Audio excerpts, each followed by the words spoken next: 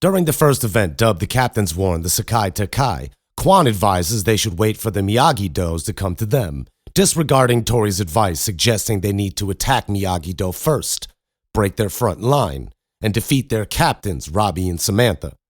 Tori approaches Kim Dae-yoon and Kreese, saying Quan and the rest of the team will not listen to her.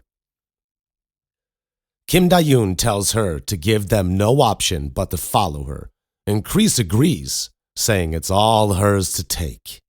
Tori, heeding their collective advice, rushes Miyagi-Do and forces the rest of Cobra Kai to follow her lead.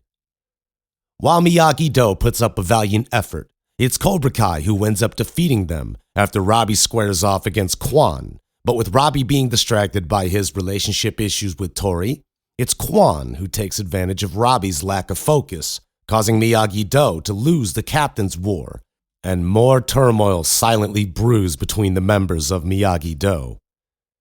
After defeating Miyagi-Do, only Quan, Yoon, and Tori remain. It's revealed the entire Iron Dragons team have outlasted the other teams, but before Cobra Kai can begin the attack, all the members of Iron Dragons except the two captains eliminate themselves, each placing a knee on the mat. The Iron Dragons captains with apparent ease dispatch the remaining members of Cobra Kai, winning the Captain's War, leaving Kreese and Kim Dae-yoon stunned by the Iron Dragons' dominant performance. After receiving a letter from the front office while having a disagreement with Johnny over their differing views on how to coach their students, Daniel, leaving to meet with Master Serrano, hoping to receive some answers about Mr. Miyagi's involvement in the Sekai Tekai, runs into Kreese while he walks toward the hotel's door. Kreese taunts Daniel about his team's weak performance at the Captain's War event, before Daniel attempts to ignore Kreese's jabs and leaves. But it's clear Kreese has gotten to both Daniel and Johnny. With Johnny upset at the team's last performance during the team's placement in the one-on-one platform fights, he calls the entire team into the locker room while feeling unresolved anger from again having Kreese reappear in his life. He yells at the students, telling them this is an opportunity to make something of themselves, and they are crumbling under the pressure.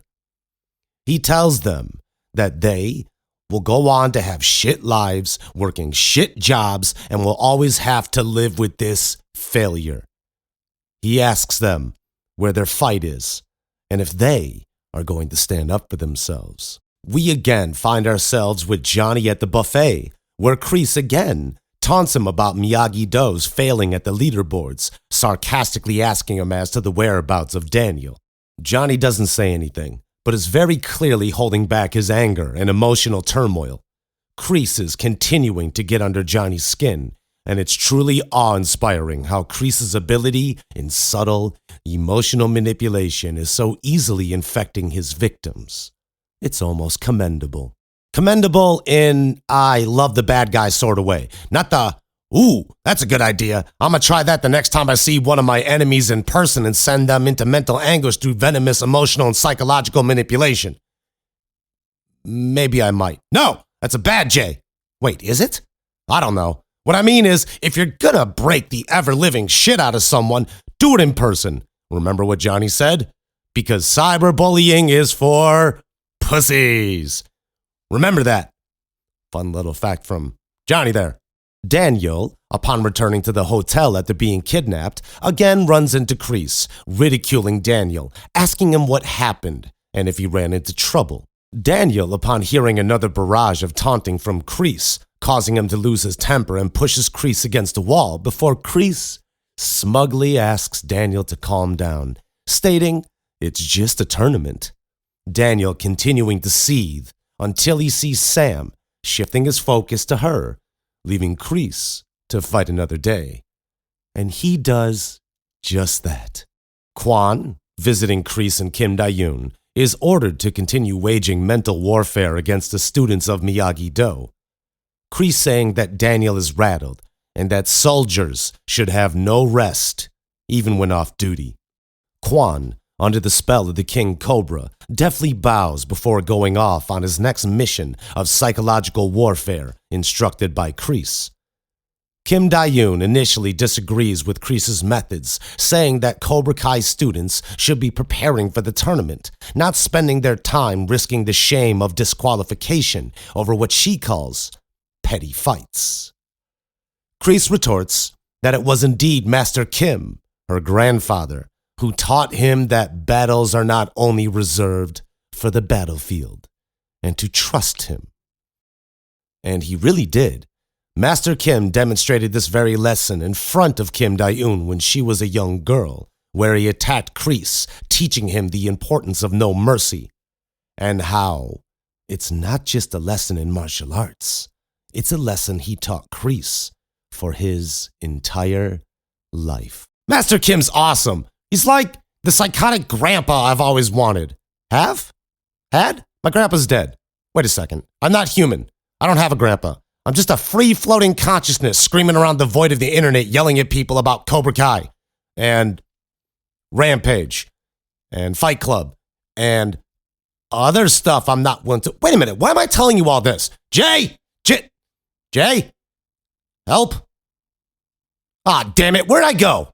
Robbie is seen at Tio's Tapas bar, still upset and frustrated about his lackluster performances during the Sekai Taikai, while wrestling with his emotions about Tori's apparent lack of issues and the pause she put on their relationship, saying they should focus on the tournament during a late-night conversation with him. While Robbie is at the bar, he sees Kwon and Tori enter. Kwon, under the orders of Kreese and in full knowledge about Tori and Robbie's relationship and the struggles they're facing, puts his arm around her. In full view of Robbie, causing him to order alcohol, and began drinking heavily, drowning his sorrows in a sea of rum and coke. After Tori and Robbie exchange some uncomfortable glances at each other from across the bar, Tori leaves. Kwon approaches a drunk Robbie, provoking him, saying he's going to keep her warm tonight. Robbie, drunk and angered by this statement, jumps from his chair, coming face to face with Kwon. Kwon challenges him, asking him to make a move, which Robbie does nothing. Before leaving, Kwon again torments Robbie, saying that someone is waiting for him, that someone being Tori. Robbie returns to his seat at the bar, continuing to drink, as Zara sees him. With her and Tori already having a rivalry and an extreme dislike for each other, I have a feeling this isn't going to end well. Bartender, make it a double. Wait, no, Robbie, do not drink the booze. Robbie, do not drink the booze. Your mom and dad are both alcoholics. Do you even know what alcohol is? It's fermented vegetable waste. You're drinking vegetable urine, Robbie. Think about how your mom acted when she was drunk. Think about the nonsense you had to deal with when you were dating Oh, God damn it. Oh, there he goes. Well, there goes the neighborhood. Let's hope he doesn't do anything stupid. Oh, motherfuck. Sam and the Iron Dragon's captain Axel are walking together after she sees him performing a kata on the beach. Sam, stop it. Bad hood rat. Bad. You stop that. You're going to give this poor bastard the wrong impression. Maybe I'm wrong. What could happen? Sam and Axel are intercepted by Kwon and Yoon, and under the instruction of Kreese, another brief fight begins before it's quickly broken up by the sounds of incoming police sirens. Just as quickly as it began, the fight was over. We return to the beach where Sam initially saw Axel performing a kata. He mistakes Sam's friendship as romantic interest, leaning in and closing his eyes to kiss her. But Sam stops him, informing she has a boyfriend.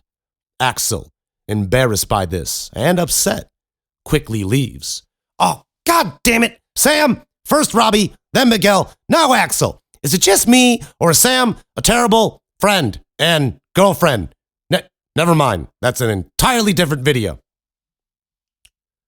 But the lingering effects Kreese's influence is leaving on every member of Miyagi-Do is a wound festering as he is cutting deeper with every altercation he initiates on and off the mat.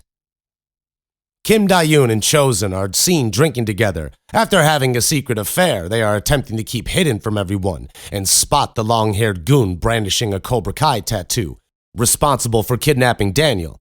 Chosen has called Daniel, and he hastily arrives.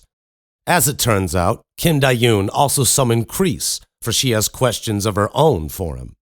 Daniel, Kim Dayun, Kreese and Chosen locate the long-haired goon and approach him, only to discover that Sensei Wolf from the Iron Dragons was responsible for Daniel's kidnapping. But not before we see the reappearance of Terry Silver in a hot tub, announcing his presence, shocking everyone.